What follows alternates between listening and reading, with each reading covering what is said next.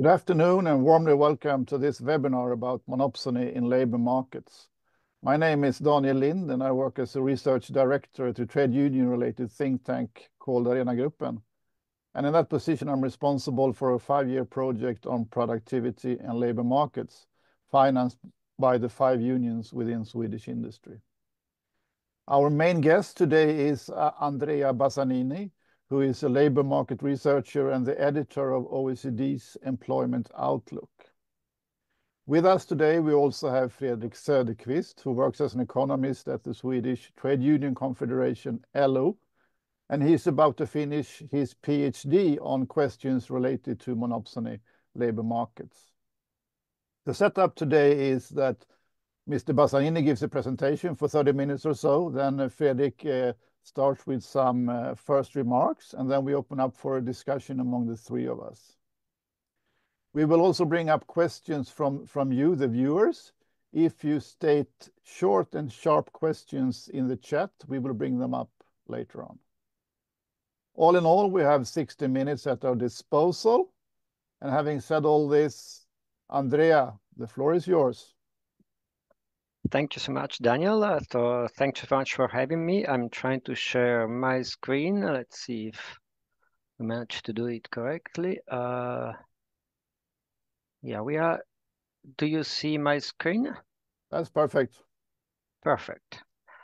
So, no, right. So what I will talk about today is monopsony and concentration in the labor market, and it draws from a research project that we have at the OECD, where it's an ongoing activity, and every now and then we publish some reports on this.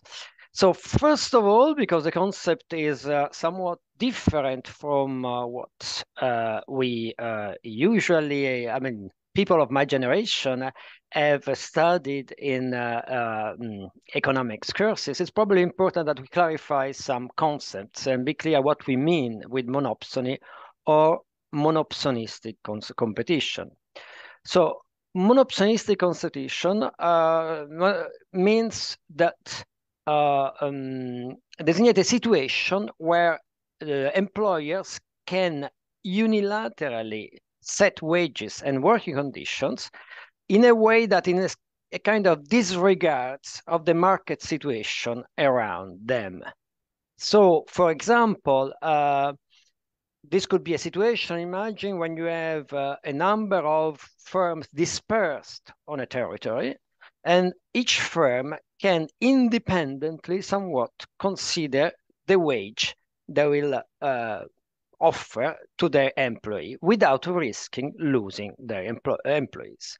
And this typically can be found that a theory and empirical evidence tend to show that this leads to lower employment, lower wages, often worse working conditions, in a way that it's not just challengeable from the point of view of fairness, but it's also challengeable from the point of view of efficiency. In fact, it would lead to inefficient outcome. The way we usually measure, and we used to measure, monopsony or monopsonistic competition is through the so-called elasticity of labor supply with respect to a firm. In few words, clear normal words, this means how much workers would quit their employer if their wage is decreased. And the measure of monopsony that we typically use in this case is that the fact that most studies tend to find, every time they look for this, they tend to find that firms can reduce their wage and still have that not all the employees would quit, but only a few of them would quit. Just to understand what this implies, let's have 2 simple charts to look at this. This chart shows a situation that we learned in a labor textbook, which is a situation of perfect competition. The blue curve represents the productivity of workers as the firms hires more workers. Workers becomes less and less useful for production. And so the demand of the employers for workers will reduce with the cost of wage. The more the wage is higher, the less employees employers would like to hire. Now, the yellow line is the offer curve from the point of the supply curve from the point of view of the firm. And the firm is in the perfect competition and is in such situation that because workers can move to competitors, they cannot simply reduce their wage. If they reduce their wage, they would lose all their workers. And this implies that at the end, the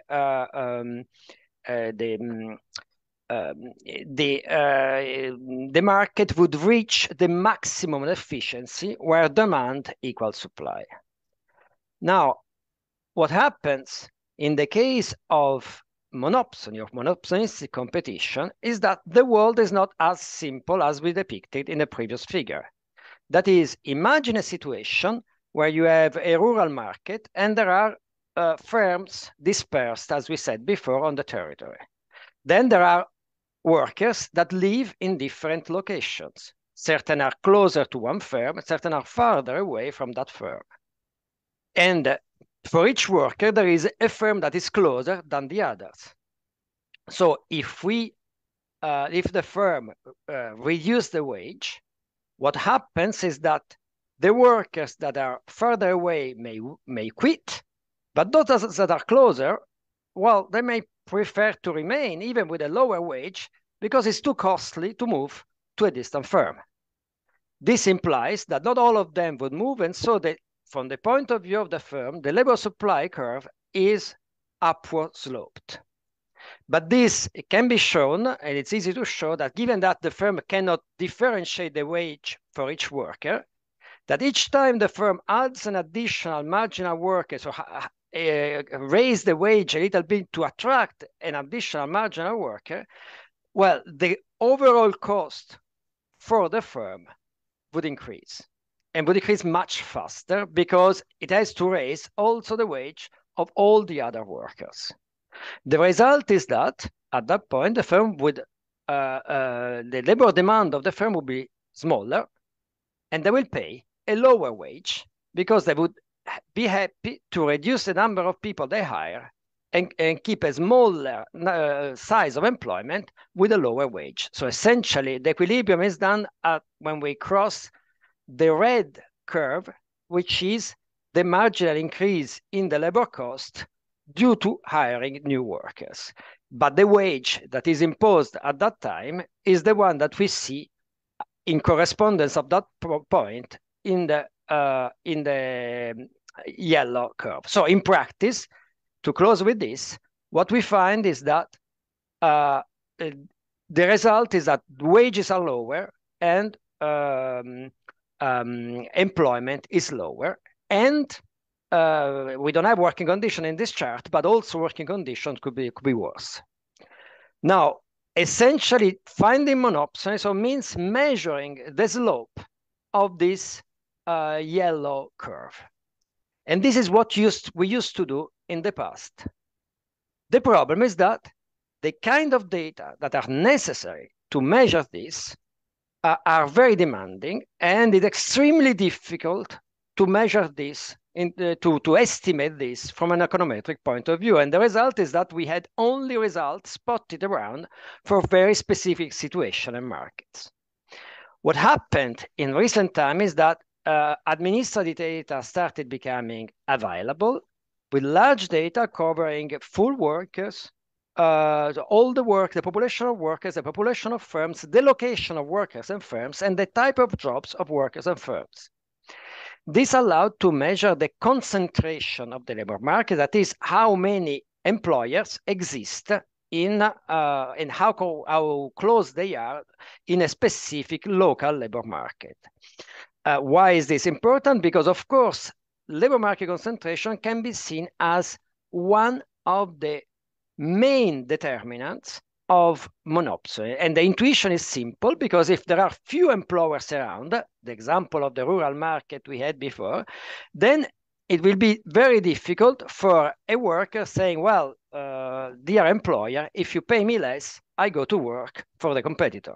And so in this way, this will allow some power to employers to, in fact, set the wage independently. It's important to make this observation, however, because labor market concentration is just one of the main determinants of monopsony. So we can use concentration to reveal monopsony, but as we'll see later in the presentation, there are also situations in which there is no concentration, but there may still be monopsony. Okay, so given this, what we have done recently at the OECD is to measure labor market concentration with standard indicators of concentration. Now, what this chart shows is the result of a comparative study covering 16 countries, 15 OECD countries plus Singapore, where concentration has been measured in local labor market exactly in the same way in all markets. Without going into the details, we have used what is shown in this chart are the typical threshold of the index of concentration that are used in the product market by antitrust authorities to decide the threshold of attention to decide whether we need to monitor a certain market or whether we need even to act on a certain market to avoid further concentration. The bold, the darker columns correspond to a situation which is considered to be the situation of high concentration, so triggering action, which correspond more or less to the situation where 4 firms equally shares the market, the market in a product, in this case, in a local labor market, in a particular type of jobs. The sum of the 2 dark and lighter bars correspond to the at least moderately concentrated. So you can see it as the situation where there are, say, 6 firms sharing the market. What comes out of this chart is that on average among OECD countries, 16% of workers are in at least moderately concentrated market. In the case of Sweden, we find up to 22% of the workers. And as you see, Sweden is rather on the right among the most concentrated markets. We will discuss why this in a minute, so forgive me if I don't go into the detail now. One thing that I would like you to retain is that these measures, which is what we have used for communication, particularly because there was some resistance to understanding whether this was important or not. We have used extremely cautious measures, that is this type of measuring. But as we will see in a minute, and we will discuss, in fact, even much less concentrated markets than what is normally used by antitrust authorities to trigger action can we find that they have a clear negative effect, a concentration of a clear negative effect on wages and employment. Okay, so this is important. When we say 16% or we say 22% affected by monopsony, well, we are extremely cautious. This is a lower bound estimate of the number of workers for which this could be potentially a problem. Now, if I have, if you are with me that this is a good measure of a possible situation where monopsony is important, well, first we need to show that when we look at the effect of concentration, that effectively we find that concentration has an effect on labor market outcomes.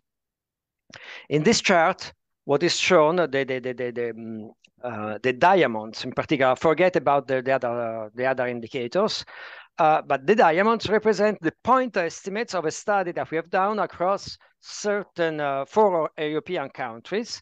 And these are all estimated, which is important, with the same methodology. There are plenty of different numbers in the literature, but the problem is that all the studies are different in terms of their methodology, and so the numbers are hardly to compare. What we found in general is that in these 4 European countries, we found an impact of concentration. A 10% increase of concentration would reduce the wage of about 0.2 percentage points, 2%. Now, it might seem little, but one needs to keep in mind that the distribution of concentration in a country is extremely dispersed across types of job and across regions. Typically, what we find in all countries is that the difference between the 10% least concentrated and the 10% most concentrated is of the order of 750%. So it's a huge difference between that. So 10% increase is in fact a very small increase. So what we see here are a relatively large effect. However, if we compare with estimates, for example, from the United States, these effects are smaller in these European countries than what we find for the United States, although one needs to be cautious because the methodologies are not exactly the same. But we have many different studies for the United States, so somewhat we can compare. I will come back to why this is the case when we will discuss policies. Now, first thing I want to know is what is the impact on employment. Unfortunately, estimating the impact of concentration on employment is a bit difficult, and studies are just coming out, and in certain cases, we can have questions about. The first typical thing that researchers have done is to look at mergers and to look at the impact of mergers on the employment of the merged companies.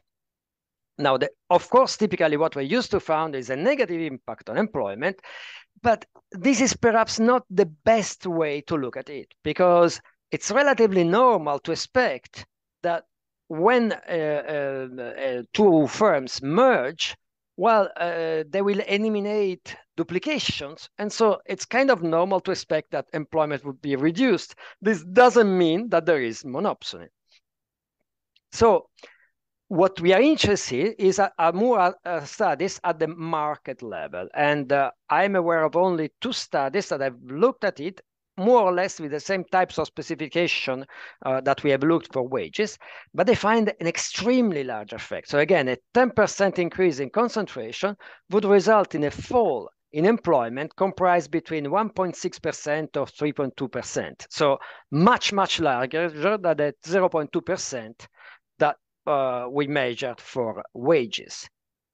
Now, it's so large that we can be worried about the way this is done. And because when we regress employment on concentration, which is an indicator constructed from employment, from the distribution of employment, we are somewhat studying one thing as a function of the same thing. And so there is this kind of identification problem, which is difficult to disentangle. So in a different study, we have looked at the effect on hirings. And there we find, as we said, if we reduce the wage, we can expect for a firm in perfect competition, for example, that should be unable to hire anybody. What we observe, so we should expect that as we increase competition, we expect a reduction in, if we reduce competition, we expect a reduction in the hiring rate. So firms will try to reduce their employment. And we find an effect which is of the same order of magnitude of what we find for wages. Let me just go quickly on other aspects. As we said, this is not just an issue of wages, it's an issue of working condition or terms of employment. Indeed, what we expect and what the theory would tell us is that if there are some working condition which is costly to provide from the point of view of an employer, but this working condition is valued by workers, so workers would like to have, are ready to trade off part of their wage for this working condition, then we could expect in that situation that under monopsony, the employer would provide less of that costly for working condition. And indeed, this is what we find, for example, as regard the type of contract that is offered. So in this slide, we looked the same countries as before, or more or less the same countries. We look at how workers are hired, whether they are hired for the first contract on a permanent or a temporary contract. And what we find that either they are under, with the greater concentration, either they are hired less on a permanent contract, or if they are hired on a temporary contract, the probability of being converted afterwards in a permanent contract is reduced. Now, last thing that could be interesting to look at and to have in mind is that a monopolistic employer, given that reduces the number of people that they hire or their employment stock, then the monopolistic employers can afford to be more selective when they hire people. And indeed, this is what we find. Typically, when employers are in concentrated markets, they tend to raise the skill requirements they demand for each job. For example, given the same description of jobs and given the same qualification in terms of education that is required. So typically, they tend to demand more skills, counting the number of different skills they ask, or more cognitive skills, or more social skills. Okay, so if I have convinced you that we can look at concentration to look at the effect of monopsony and to see whether the problem is important, then we can use the data to actually look at differences across different types of labor market to try to understand why certain markets are more monopolistic than others, and actually measure the difference of the problems across dimensions that could be useful for policy. The first thing that is almost obvious, and which, by the way, explains why Sweden appears to be so concentrated, is that typically rural markets tend to be more concentrated than urban markets. And this is relatively simple to understand because, again, the example is there are few employers in a rural market, and typically these employers are very distant one from the other. And indeed, we see that the countries that we have here that are more dispersed, such as Sweden or Australia or Canada, and for which we have rural markets that are really very, very dispersed and very little populated, well, there it's where the difference between rural and urban are particularly important. And in fact, if you want to look at Sweden, you will see that more or less for urban markets, the level of concentration of Sweden is more or less the same as the OECD average, but the real difference is all in the rural markets. This has a lot of implication in terms of the political economy and also in terms of the possible causes of things that you may have in mind, like the roots of populism in rural areas. Now, we can also look at funny things, like look at the characteristics of the jobs. And this is one example. We can look at whether the types of jobs are, in principle, teleworkable, that is, could be done remotely, or not. Typically, high-skilled jobs like my job or the job probably of many of you that are listening are jobs that can be, in principle, be done completely, almost completely remotely. While other more manual jobs, typically low-skilled jobs, cannot be done remotely. What comes out from the data is that non-teleworkable jobs are also typically in markets that are much more concentrated. And the reason has to do with the fact that teleworkable jobs are typically jobs that are relatively high-skilled jobs in services, and in the service sectors, there are less local economies of scale, while non-teleworkable jobs are, many of them are manufacturing jobs or jobs in at shop level.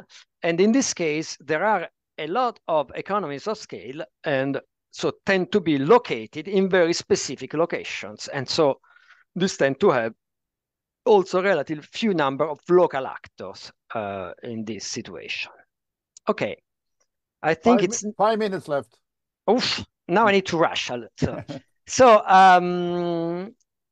policies. If we understand that monopsony is so an important issue, then we need to think about what are the policies we have available to tackle monopsony. So we have two types in general of policy intervention. Perhaps we will leave some of these for the discussion, but we have essentially two classes. One has to do with antitrust enforcement, and this is typically left by statute to antitrust authorities. First, this means the enforcement against collusions, which typically is easier in concentrated markets, because when there are few actors can collude to, for example, avoid hiring from each other, or, for example, to fix a wage. This is particularly complicated in countries like Sweden, where there is a lot of sectoral collective bargaining, because it's difficult to decide when two firms that are talking to each other are simply organizing for the negotiation and collective bargaining, or whether they are essentially deciding and trying to fix the wages at the lower level. The other thing, very important, is that the labor market should be taken into account in the case of horizontal mergers, things that have not been taken into account so far much by competition authorities, particularly in Europe. So rushing, I will skip the next two slides and we'll go then to what is much more to do with labor policy. And among labor policies, the first thing that I would like to talk to you about, which is rather a substitute of concentration, and actually one of the main reasons why we may find concentration, why may find monopsony even not in concentration market, is the use of non-complete clause. Non-complete clause has been shown by country studies that tend to be very diffuse, and in fact, a non-compete clause is a clause in a contract that prevents the worker to work for a competitor after separation. What has been found by recent studies in a few countries is that they tend to be used not for legitimate purpose. Typically, they are also imposed to low-skilled workers that they have no access to intangible assets of the firm, and written in a way that will never be enforced by courts. And still, workers think that they are enforceable, and therefore tend not to pick up better opportunities outside, which allow the firm to keep the wage low and so enforce monopsony. There are different discussions on what should be used, what should be done to regulate non-compete clauses. I think probably this is not an issue in Sweden, because Sweden has a very specific situation in which a non-compete clause requires a very high compensation of the worker for the period in which the worker, after separation, cannot work for a competitor.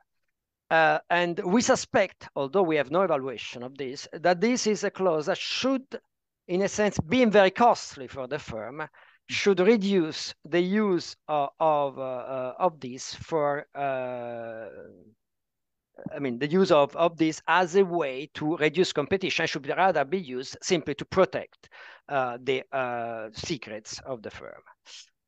Now, 2 minutes. Can I have 1 minute more? Yeah, sure. 3 minutes. Okay, good.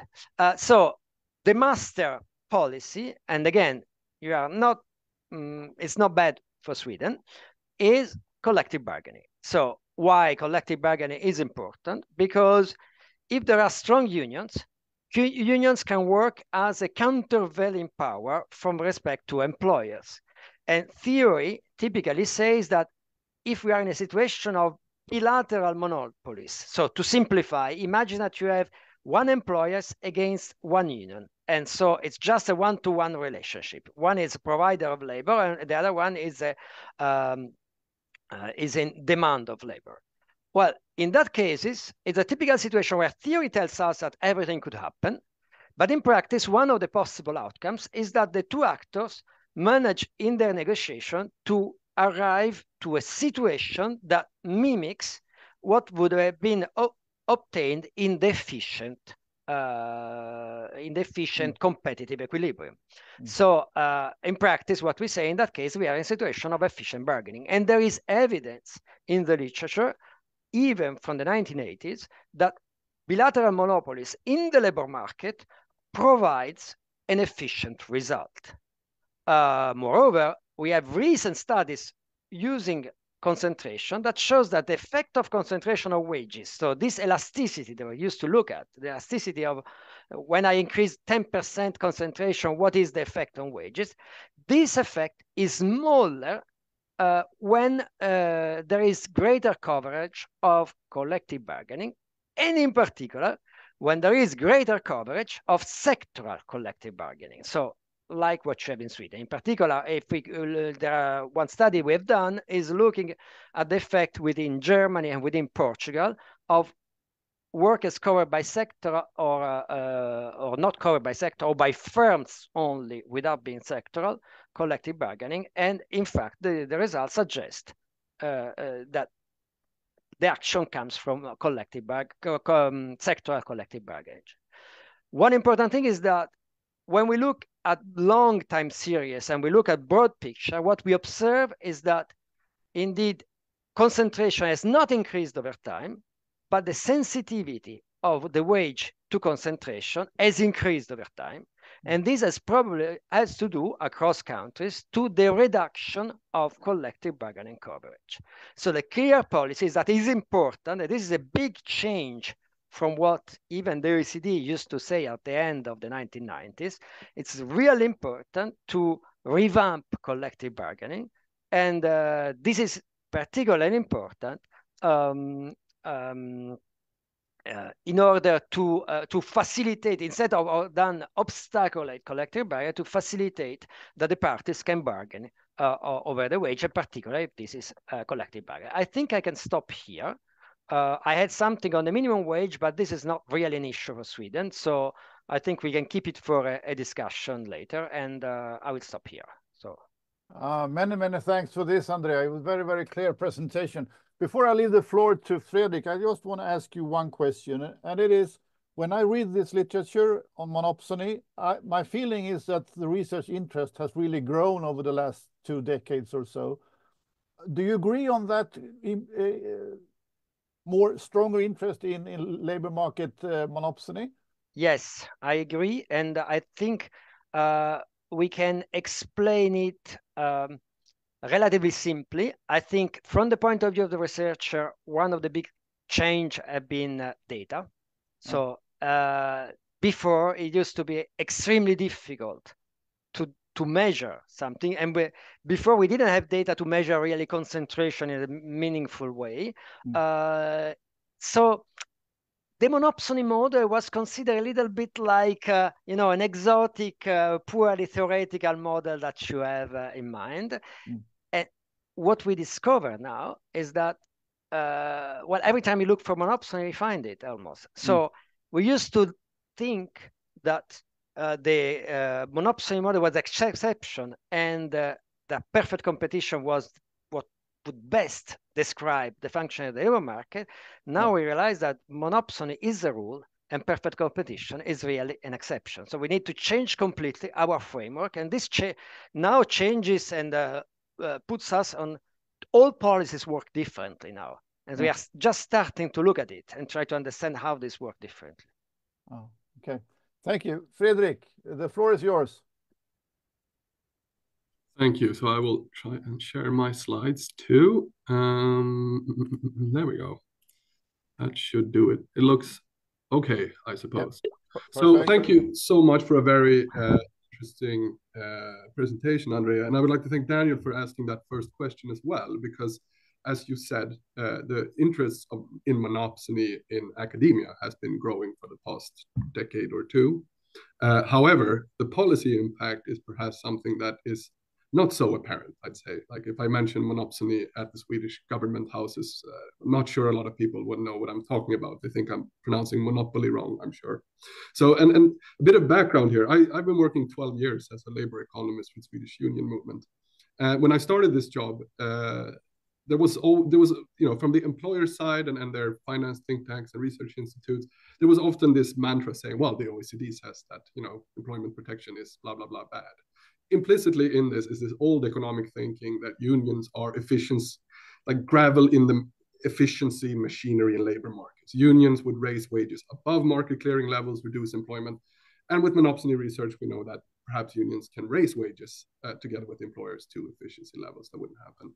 So my first question, and then I have some pictures I want to show after this, but my first question to you, Andrea, who's been working at the OECD, and the OECD, I think, has done an excellent job over the past decade to actually translate a lot of these academic findings into a policy context.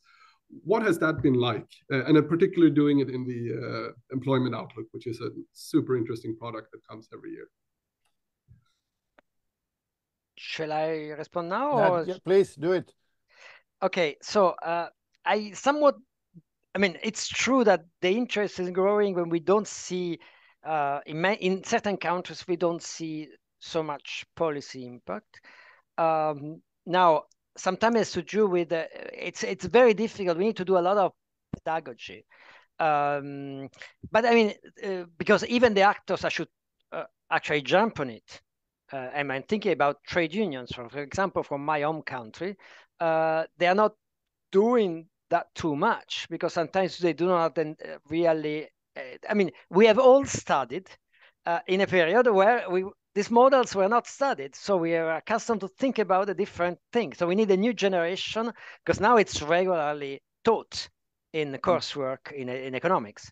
So that's the first thing. But there is some impact. For example, I'm sure you know that next week the US Federal Trade Commission will decide whether to ban at the federal level non-compete clauses in the whole United States. This is a huge action. Okay, something that we don't expect so much. So it's we didn't expect. 3 years ago that would have been unthinkable. Okay, so now if you look at certain European antitrust authorities, they are doing a lot. For example, the Portuguese antitrust authority is at the forefront, and what they say is that all the studies, including ours, on concentration and weight on monopsony, they have been very important for them to understand from the point of view of a regulator that this is an important issue. And they are extremely strong in terms of fighting collusion. Last thing is that if you think about the European directive on platform work, that, you know very well because they have worked a lot on that.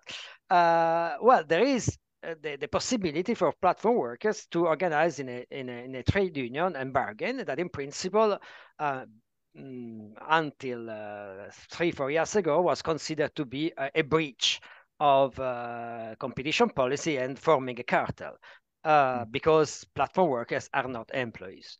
Now, we know that the work we have done in 2019 on the future of work have been influential for the European Commission to think these things in a different way. So what I'm trying to say is that it's true, things are moving slow, could move faster, but they are moving. And so we need to keep the pressure to preach the good word and to try to convince politicians that these things are important.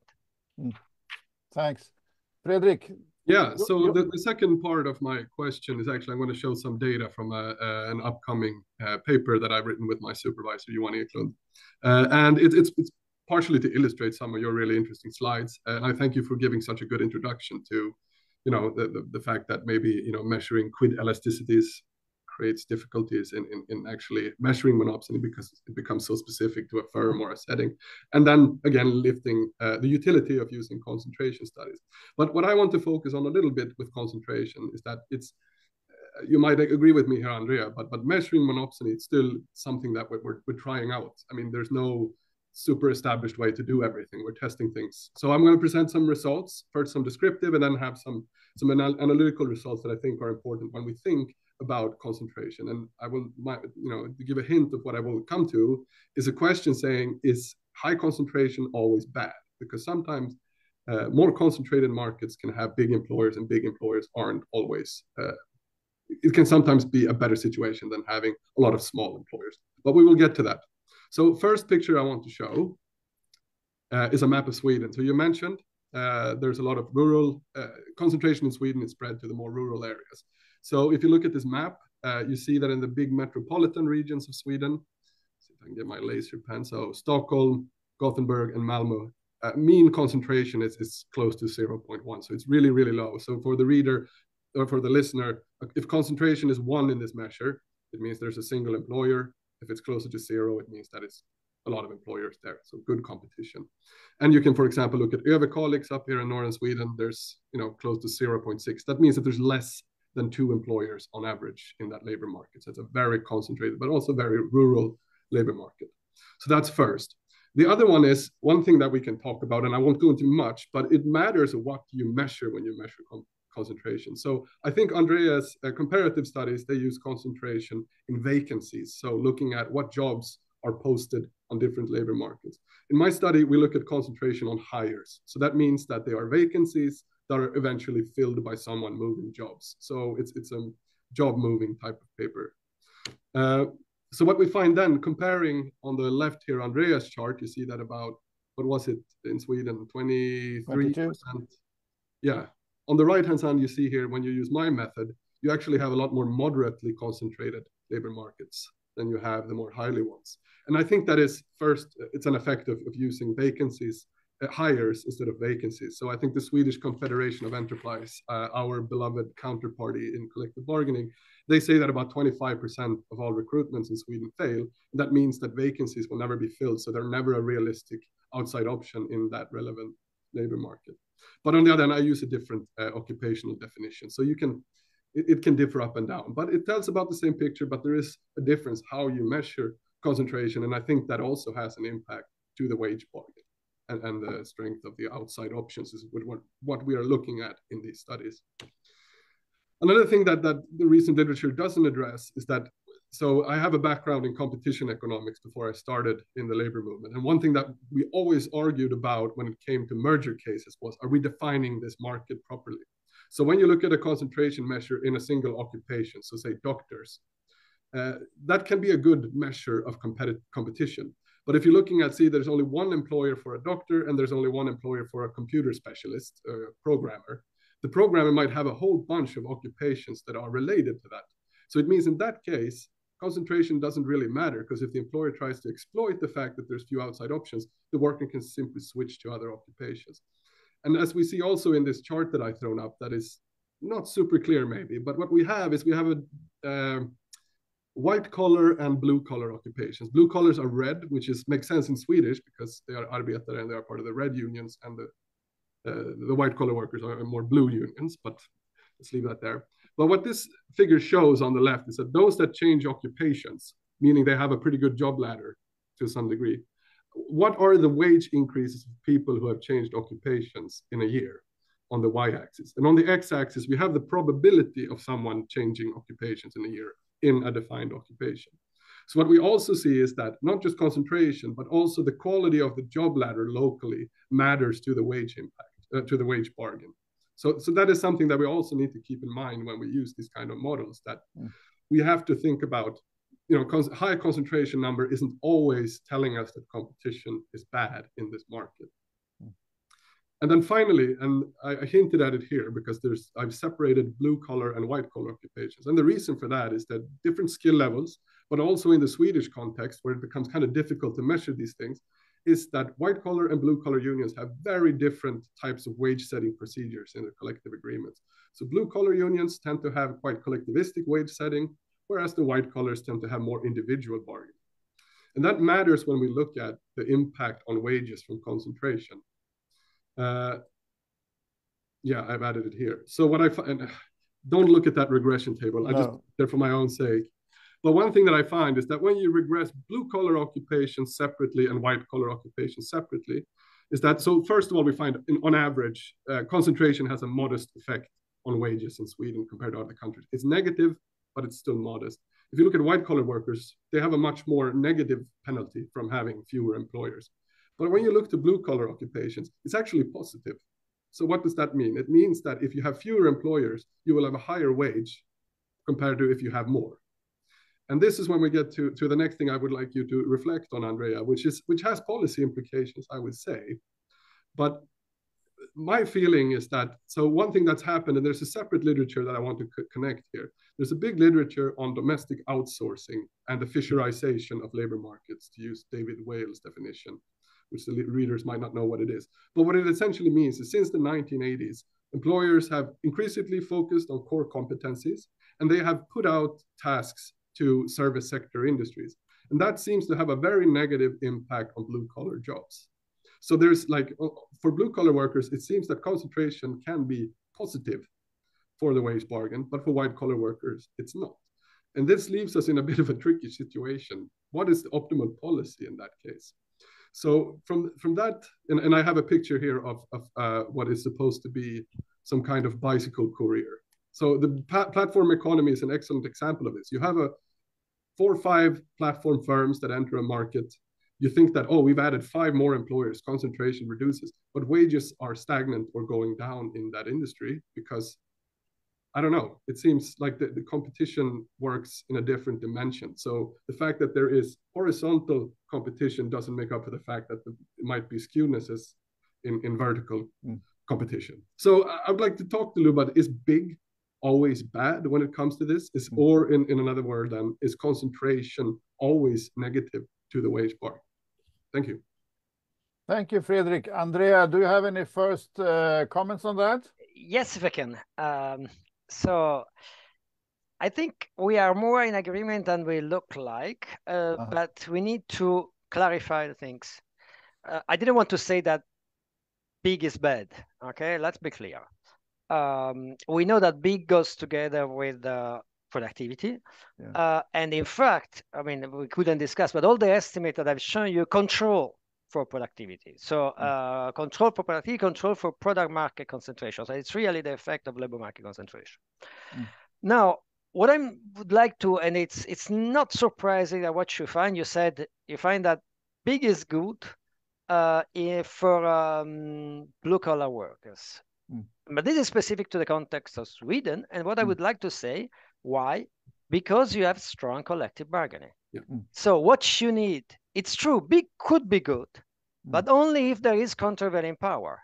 Because otherwise, employers in a concentrated market will take the opportunity. So it will cash in the advantage of being big only for themselves.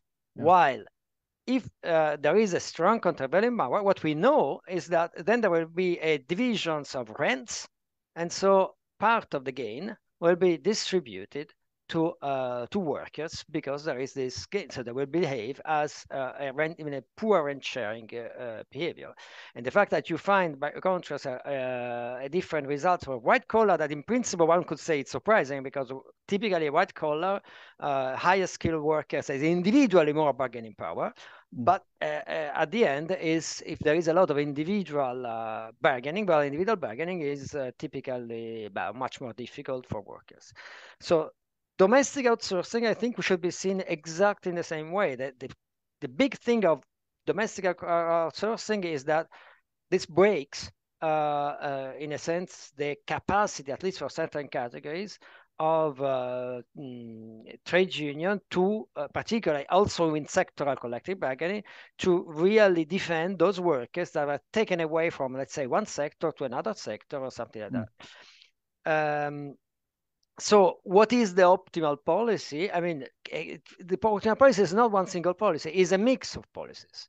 So I'm not saying you should break big things if they can be productive, but you should also have the other policies that go together. So facilitated collective bargaining, that's one. We could discuss about minimum wage. We could discuss about other policies that could be used to transfer to get all the gains of being big, but not the cost of being big. Thanks. One question for you, Fredrik, is then if the blue-collar workers in Sweden are losing out on the outsourcing trend, wouldn't the solution be to extend the collective agreements to all firms so everyone is protected from the terms in the collective agreements? Well, there's collective agreement heterogeneity there, which I find in another paper that I didn't have time to bring up. So if you compare in the public sector agreements in various welfare services that we have, it seems that you do get a pretty big income penalty from moving from a public employer to a private employer if you're a blue-collar worker. So I compare care workers with nurses, and nurses seem to get a slightly better deal in the private sector than the blue-collar compatriots do. But on the other hand, there's the issue here of rent sharing, like Andrea says. If you're working for a public sector employer, rent sharing isn't really a thing. I mean, you do have a limited amount of money to spend on welfare provisions. But if you enter a private firm, they want to profit maximize, and they need to take the surplus somewhere from. And it seems that squeezing employees' pay is one way to do it. Yeah. Okay. But I know, Fredrik, that in one of your papers, you also compare the wage effects of increasing the number of private providers in the public sector. Yeah, that's the one I'm talking about. Yeah. What do you see there? What is the general picture in 2 sentences? The general pictures is if you look, so we look at incomes because it's kind of messed up with wages. But when we look at incomes, nurses, there's no significant effect from being outsourced or privatized, moving from a big public employer to a smaller private one.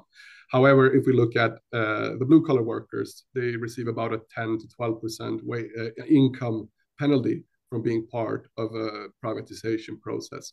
And that is also confirmed by concentration. So concentration coefficient. So it means that you also have a positive concentration coefficient for blue-collar workers, but not for the white-collar nurses. So nurses are white-collar workers in the Swedish context. Okay. But if you contrast that result with earlier studies in Sweden, we have seen that the school reforms and so forth seem to have had a positive effect on teachers' wages and so forth. But this is another result mainly based on the blue-collar side. Yeah, so the blue-collar side is severely understudied in Sweden. I think all the different monopsony studies in Sweden that I've caught up, well, most of them, not all of them, but some of the big ones, they have looked at white-collar occupations. So pharmacists, there's midwives, there's a study on that. So when they look at the white-collar side, it seems like it's the intuitive result. Concentration is bad for wages.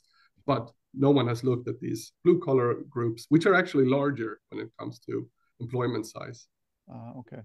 Andrea, are you aware of any studies disentangling between the workers and white collars, different effects? Well, no, we haven't really done it. The point is that sometimes it's an issue of definitions. We've done a lot of comparative stuff, and when you do comparative things, it's difficult to, because we don't have necessarily the same occupational classification in all countries. So we need to. So at the end, we haven't done it. So that's the quick reply. But I think it's a very interesting. It's a interesting question. In fact, it's related to what we have said. It depends where collective bargaining bites more and where it's less. But one thing we should to keep in mind that in markets that are not very with not strong collective bargaining, typically when you measure bargaining power, you find that high-skilled workers have a greater bargaining power than low-skilled workers. So that's something to keep in mind also. Sure. We are actually running out of time. We have 5 minutes left, but I want to pose a broader question now. If we know from the monopsony research that wages is often below the productivity of the employees, and we have different potential explanations. We have a concentration, we have a lack of outside options, we have weak negotiating power from the unions and so forth. Are there any studies that can disentangle between those potential causes? Are you aware of the kind of measuring the size effects of the different effects?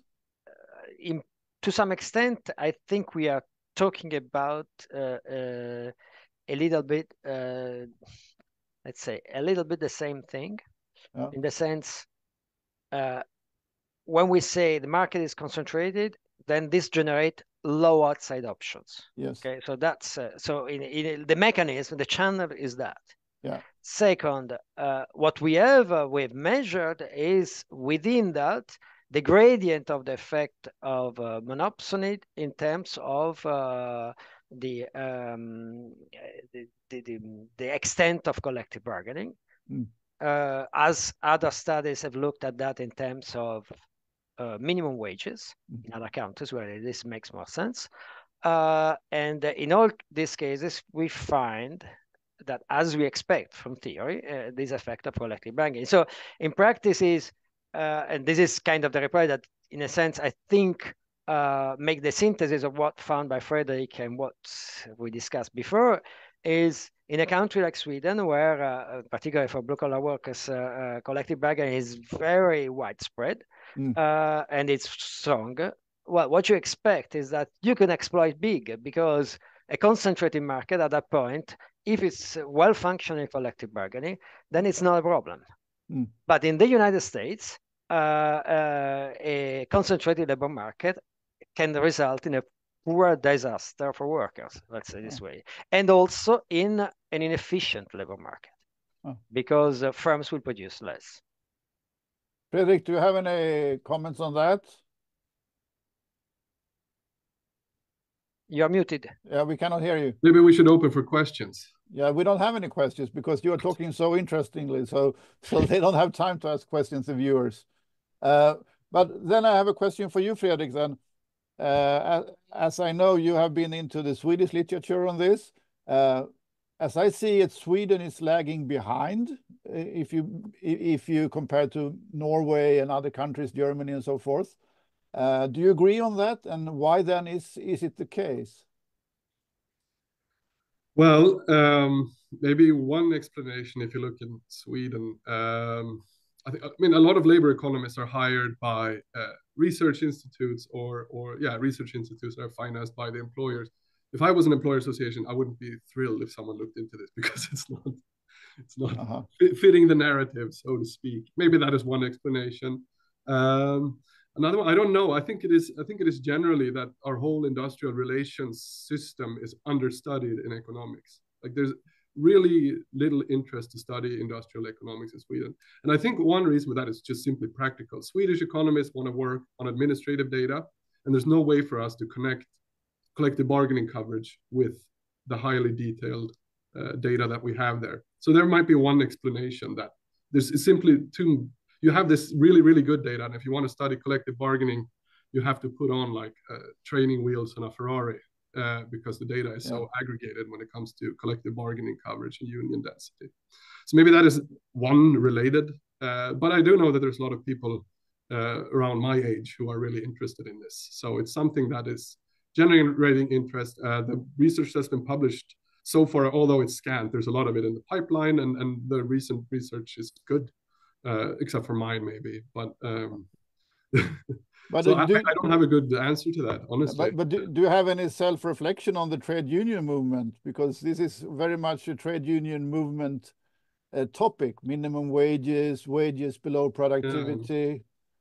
So I think generally it is a bit, we're going to look at this, and then the union movement might say, we knew that already. But the problem is that the academia doesn't know it. So we have all these really interesting ideas and theories in the union movement in Sweden that we're not good at transmitting. Like, why have we built this kind of structure around this? And that means, like, as a researcher, you have so much easy stuff that you can just formalize, like Herman and I have done in some work, your colleague at Arena. So I think the union movement needs to get better at realizing, like, some stuff that practitioners in the union movement find super obvious is actually incredibly useful for researchers to know about. If I can just add a small thing, I think one of the things, it's a very good point, the one that Fredrik made on administrative data. In fact, one thing that unions can do is to try to lobby, because those data could be collected at the time when you collect, I don't know, social security data and this kind of things.